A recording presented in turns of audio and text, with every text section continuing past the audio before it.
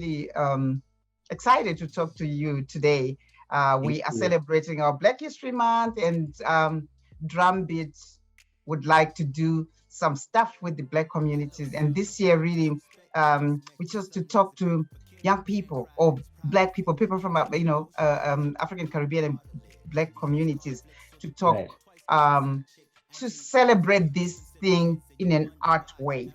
And right. you are one of them. And I thought, hey, I will be very happy to talk to you. And then you can explain to me about your piece, which I thought was totally amazing.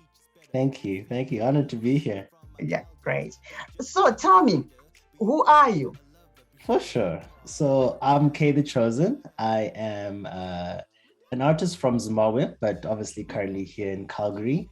Um, Very inspired by the arts. My parents have always been very open to me reading, attending plays, being parts of like school productions.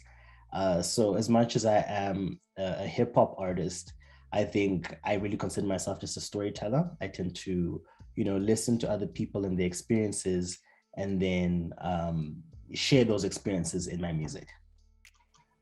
You came to school here. You were not in the arts.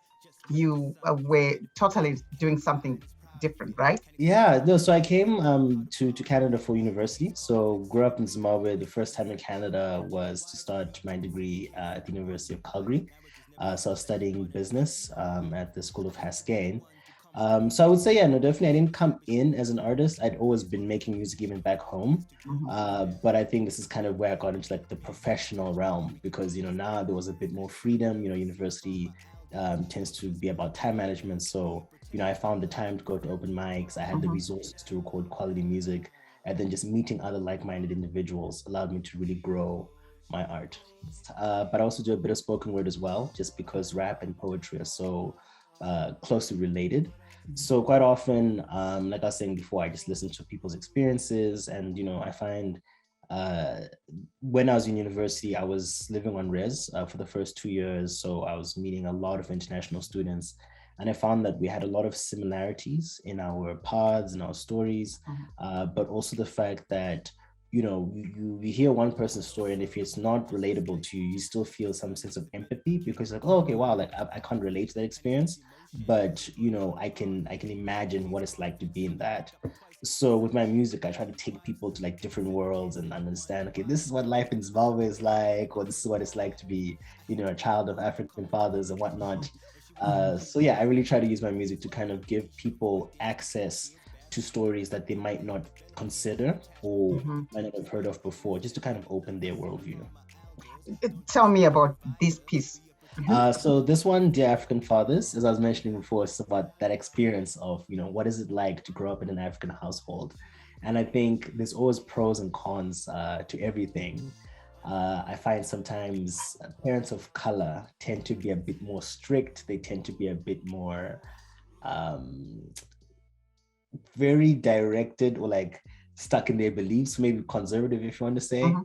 Mhm. And this can be good in some aspects in that you end up having children that are well mannered, children that really respect others and tend to have like a bigger sense of community because they're so family oriented.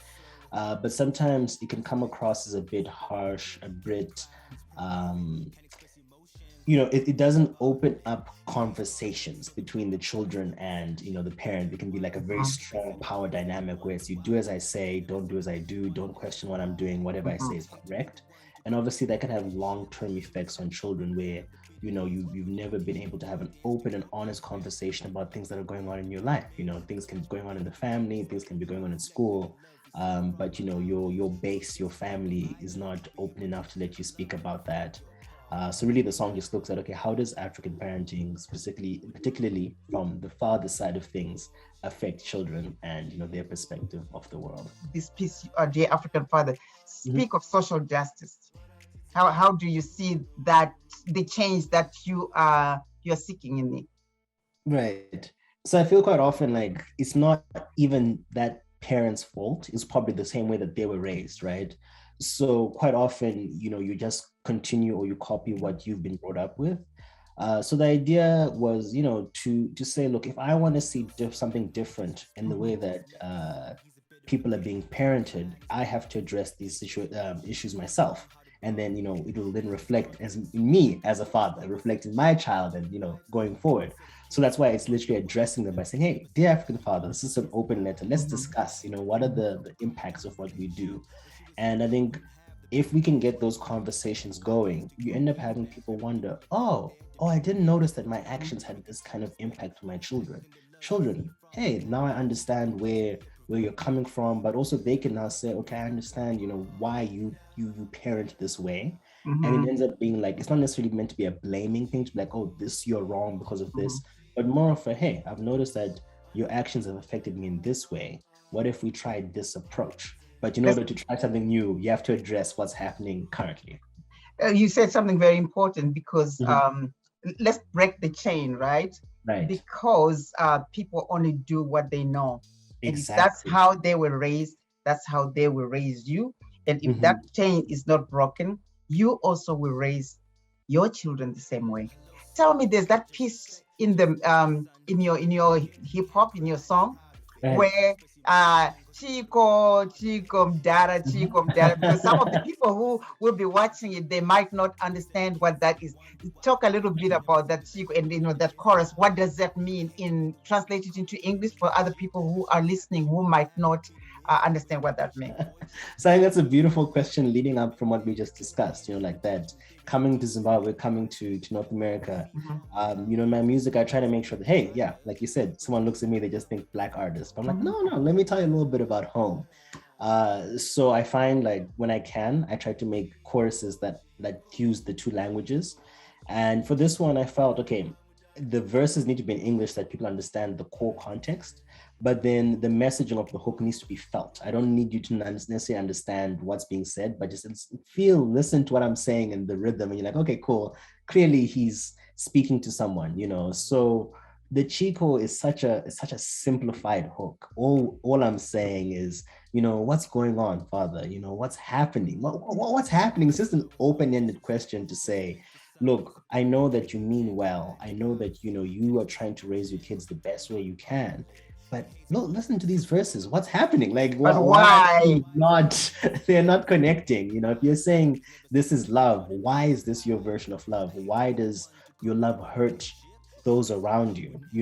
And at the end of the day, really just show them love. That's all you have to do. You don't, it's not about the money. It's not about, raising your kids better than next door, but genuinely show them, that you care about them. And after that, everything will fall into place. How does this change influence Black health? Sure, yeah. So I mean, again, not being able to speak to your parents about things like if you're going through a mental health crisis or just a regular health crisis, maybe it's your physical health that's at risk. If you can't speak to your primary caregiver, what are the chances you're going to go to a professional? What are the chances that you're going to make decisions that are good for you and the people around you? So for example, if you're stressed and you begin to exhibit aggressive behavior, this could lead to long term effects, in that if you get into a fight with someone, or you injure someone poorly, your life has already gone down a certain path. And most people will stop at that part, that no, this is an aggressive person. But you need to take a couple of steps back and say, no, but how did it get to this physical manifestation of their stress? It starts mental, it starts at home. So just having that connection with family allows people to develop better, but also for us, again, to address issues as a community, to say, okay, what is mental health in the Black community? You all know it's something that rarely comes up. It's laziness, it's you're not trying hard enough. But if you've got this more open-minded approach to parenting, and children are able to communicate with their caregivers, I think it benefits just the community health, which not just only affects this generation, but generations to come, because these things are not left until it gets to a dire state. We're addressing things as they come up. This month, February, is Black History Month. What does that mean to you? You're a Black man, you're a young man, you lived a Black life. What does Black History Month mean to you? So this one is always an interesting one, because as I mentioned, I'm from Zim. So, obviously our Black history is a bit different from the North American Black history. Mhm. Obviously, we had our own wars and relationships with colonizers. But, for North American history is to do more with their history on this side. So Black history for me, I always find as an opportunity, one, to reflect on my own history, to say, hey, what was what have our forefathers in Zimbabwe fought for in order for us to have our Mhm. freedom back home, but also what have those in North America and those who've maybe lost that connection to their Caribbean or African homes, Mhm. what how have they come to the point that they're at now, right? Especially given that the genre that I'm a part of, hip hop, a lot of it has roots in North American Black culture, right? In that a lot of the samples that they used are based on soul songs, which are really just spiritual songs that people Mhm. used to sing on plantations. A lot of rap is about speaking to social justice because it was the only way that message could be spread to say, hey, the police, they've got a specific target on people who look like us, and That's things like right. that. So for me, Black history is also just a moment to acknowledge that the art that I do, the craft that I do, the freedom that I have has maybe come from the sacrifice of others, and to just be appreciative of that. But also just an opportunity again to learn, to be like, look, there's different history in Zimbabwe, different history in Canada, different history in the US, but there's similarities, and where can we learn from these similarities? And also, what can you learn from the differences? Thank Thank you. you. Thank you so much. Awesome. Thank you again for having me. I really Okay. appreciate it.